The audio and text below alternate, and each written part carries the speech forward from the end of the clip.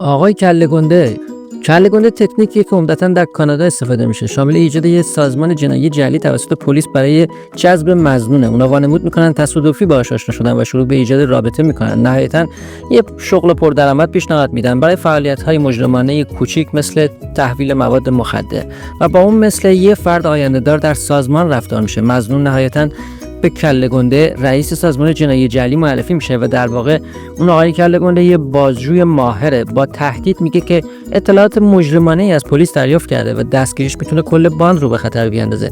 بعد به مظنون پیشنهاد میده وضعیت رو روشن کنه. برای این کار باید بدونه مظنون واقعا چی کرده که باعث اعتراف اون میشه. جلسه نهایی مشخصاً ضبط میشه و وقتی اعتراف گرفته شد کل سازمان جنایی ساختگی خودشو به عنوان پلیس معرفی میکنه و فرد دستگیر میشه. این روش معمولاً آخرین راه حله، چون گاهی ممکنه که مظنون از ترس آقای کله گنده و زندگی مجللی که بهش وعده داده شده به همه چیزها به صورت ساختگی اعتراف کنه.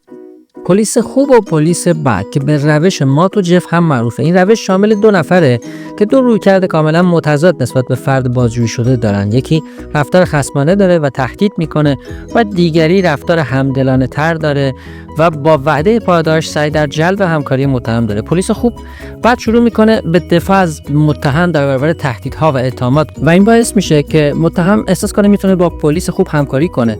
اما این تکنیک دو تا نقطه ضعف داره. یکی این که خیلی روه و زود لو میره و همین که پلیس بد میتونه باعث دافعه بشه. تکنیک رید شامل یه فرآیند 3 مرحله‌ای. مصاحبه کننده با تحلیل واقعیت شروع میکنه و سپس به تحلیل رفتار متهم میپردازه. اگه مناسب باشه یک مرحله 9 مرحله‌ای رو شروع میکنه که تکنیک ریده. این 9 مرحله فقط زمانی مناسبه که 2 مرحله اول نشون بده فرد در ارتکاب جرم دخیل بوده. بازجویی فرایندی اتهامیه، متفاوت از شکل معمول پرسش و پاسخ که بیشتر مونولوگی است که به فرد میگوید که تحقیقات نشون داده که اون مقصره. در کل فرایند بازجویی مصاحبه کننده رفتاری آرام و فهمیده داره تا فرد برای گفتن حقیقت احساس راحتی بیشتری بکنه. این بخش خاص توسط بازجو انجام میشه که دلایل روانشناختی مختلفی برای توجیه رفتار متهم ارائه میده. ابتدا بازجو به مظنون اطلاع میده که تحقیقات اونو به عنوان مظنون بالقوه نشون داده و میپرسه چرا جرم رخ داده تا فرصت اولیه‌ای برای اعتراف به اون بده. سپس بازجو تلاش میکنه تقصیر رو از مظنون به گردن شخص دیگری یا به گردن شرایط بیاندازه، جرم منتقل شده رو از نظر روانی توجیه کنه. در حین انجام این کارها بازجو سعی میکنه انکارهای مظنون رو کاهش بده تا زمانی که مظنون دلیلی برای کار خودش ارائه بده که بازجو از اون برای رسیدن به اعتراف استفاده میکنه. سپس از تکنیک‌هایی مثل تماس چشمی یا نزدیکی فیزیکی استفاده میکنه تا مظنون رو منعطف کنه از نظر روانی. اگر مظنون در این لحظه گریه کنه، مصاحبه کننده میتونه حدس بزنه که اون احتمالاً از ارتکاب جرم احساس گناه میکنه. بعد از اون مصاحبه کننده سوالی جایگزین مطرح میکنه که شامل 2 انتخاب برای اتفاق رخ داده است. از نظر اجتماعی یکی پذیرفتنی تر از دیگری. مظنون یکی از گزینه‌ها رو انتخاب میکنه، معمولاً اونی که از نظر اجتماعی پذیرفتنی تره. این معناش در واقع اعتراف مظنونه و مصاحبه کننده مظنون رو وادار میکنه تا اعترافش رو جلوی شاهدان دیگه‌ای هم تکرار کنه. در نهایت مصاحبه کننده اقرار یا اعتراف مظنون رو ثبت و مستند میکنه.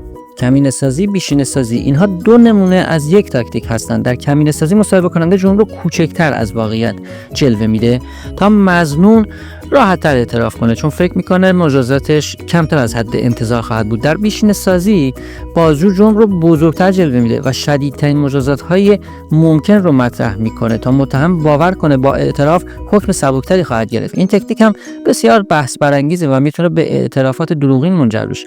پرسش‌های غیر رسمی. گاهی پلیس‌ها ترجیح میدن بدون دستگیری مصاحبه میدونی انجام بدن تا مجبور به خوندن حقوق میراندان نباشن. این کار مصاحبه واقعی رو پشت یک گفتگوی عادی پنهان میکنه، در حالی که افسر اطلاعات مهمی از مظنون میگیره. تکنیک مشابه دیگه تغییر محیطه که در اون بازجو و مظنون از فضای رسمی دور شده و بازجو به شکل غیر رسمی سوال میپرسه. این باعث میشه مظنون فکر کنه بازجویی تموم شده و متوجه نشه که همچنان در حال بازجوییه.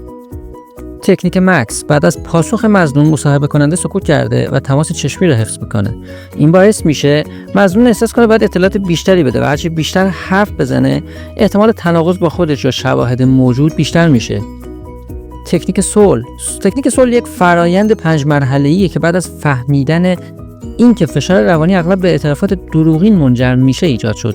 این بیشتر یک گفتگو بین مصاحبه کننده و مظنون هست و مظنونه که آزادانه روایت خودش رو از اتفاقات بدون وقفه بیان میکنه قبل از اینکه با هر گونه مدرک که تناقض یا تضاد مواجه بشه. هدفش به دست آوردن یه شرح کلی از ماجراهاست، نه فقط گرفتن اعتراف. اولین مرحله از 5 مرحله اینه که تا حد ممکن حادثه مورد بررسی قرار بگیره و اطلاعات کسب بشه. مثلا با چه کسانی باید مصاحبه کرد و چرا. مرحله دوم تعامل و توضیح نام داره. مصاحبه کننده سعی میکنه ارتباط برقرار کنه، مثلا با پرسیدن اینکه چطور میخواد خطاب بشه، چقدر وقت برای مصاحبه داره، یا با دلگرمی دادن به اون که اگر مضطرب به نظر میرسه آروم بگیره. توضیح و چالش روایت مرحله سومه. مرحله‌ای که مصاحبه کننده تلاش میکنه بدون وقفه شرحی از رویدادها رو از فرد دریافت کنه. بعد از اینکه مظنون توضیح کلی داد، مصاحبه کننده میتونه سوالاتی بپرسه به قصد چالش، مثلا اطلاعات تناقض‌آمیز از روایت رو بیرون بکشه. مرحله چهارم جمع‌بندی نام داره و شامل خلاصه کردن گفته‌های مظنون برای اطمینان از تفاهم متقابل بین دو نفره. همچنین شامل تایید اینه که همه مواردی که مورد بحث قرار گرفت باید پوشش داده بشه. آخرین مرحله ارزیابی نام داره و مصاحبه کننده باید بررسی کنه که آیا به هدف مصاحبه رسیده یا نه و تحقیقات با اطلاعات جدید چطور تغییر کرد و چی میتونست در مصاحبه بهتر انجام بشه. همونطور که از نامش پیداست، تکنیک بسیار مسالمت آمیزتره و بر ارتباط بر مظنون و همکاری تمرکز داره. شلیک سریع. یک یا چند بازجو شروع به پرسیدن سوالات پشت سر هم میکنن، طوری که مظنون فرصت کافی برای پاسخ کامل به یک سوال رو قبل سوال بعدی نداره. این کار اون رو گیج میکنه و باعث میشه حرفای متناقض بزنه. کمی برای تنظیم پاسخاش زمان نیاز داره. بازجوها سپس درباره همین تناقض‌ها از اون سوال میپرسن. تضعیف غرور و خودبینی. این روش شامل حمله به حس ارزشمندی فرده که میتونه اونو برای بازیابی غرورش به همکاری وادار کنه. این تکنیک وقتی موثره که علیه مظنونانی با ظرف عاطفی یا احساس حقارت استفاده بشه، اما روش پرخطریه، چون اگر شکست بخوره بازجو به سختی میتونه به روش دیگه‌ای روی بیاره و اعتبارش رو از دست میده. تکرار. برای اینکه مظنون پاسخ کامل و صادقانه بده، بازجو مدام سوالات رو تکرار میکنه و جوابهای مظنون رو بازگو میکنه تا مظنون از خستگی و برای فرار از سوالات بیشتر پاسخ کاملتر بده. سوالات جهت‌دار. سوالات جهت‌دار به طور ضمنی فرض می‌کنن که برخی حقایق درست هستن. اگر با این روش مظنونانی از نظر روانی خسته بشن، میتونن لغزش‌های ناخواسته هم بکنن و حقیقت رو آشکار کنن. اعترافات کاملا دروغین ممکنه ایجاد کنن. تثبیت هویت. به مظنون گفته میشه که مقامات بالاتر معتقدن که اون یک جنایتکار خیلی بزرگه و با اتهامات جدی روبروه. این باعث میشه که مظنون حقیقت ماجرا رو بیان کنه تا از اتهامات بزرگتر خلاص بشه.